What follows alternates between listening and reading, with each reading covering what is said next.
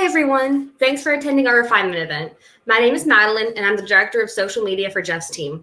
We are so excited to be explaining more about Refinement to you today. Before we start our event, we have the pleasure of introducing and interviewing Jeff Klein. Jeff is a serial entrepreneur with a bend towards insurance, technology, biotech, and overall health. He has founded several companies, including 1-800-MEDIGAP, Incline Media, Telemedicine, Random Income, and even founded a nonprofit called Curio. He has corporate experience in McDonald's, PepsiCo, Blue Cross, Mutual of New York, along with other Fortune 500s. Jeff also sits on several profit and nonprofit boards, as well as consults from many successful businesses. His most recent endeavor is Refinement, which we are talking about today. Okay, how are you doing today, Jeff? Good, Madeline. Thanks for having me. Good. So what exactly is a high-intent customer today?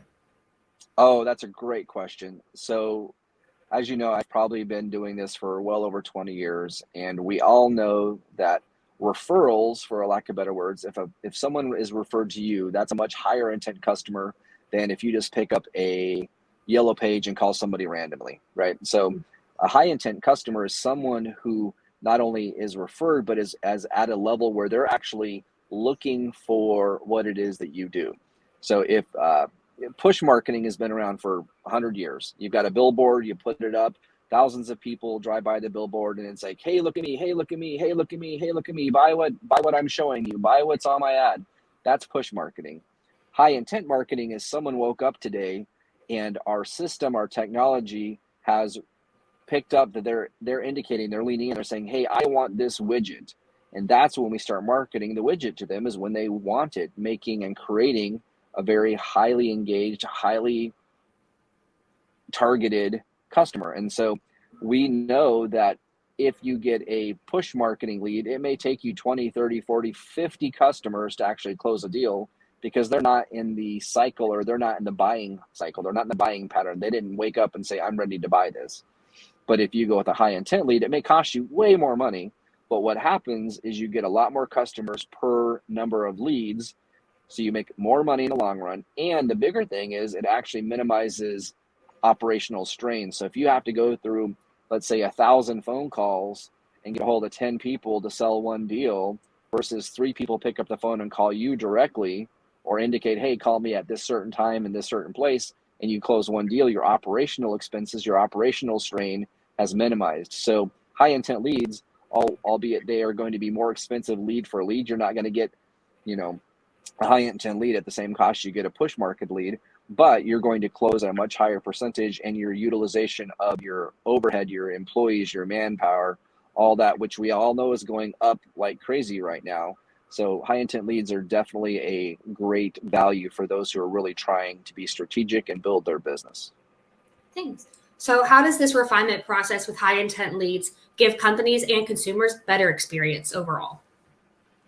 Absolutely. So, the outbound sales process has worked for years, and some customers will get, 20, 30, 40, 50 calls trying to sell the same thing because they filled out a form somewhere and lots of people are calling them, right?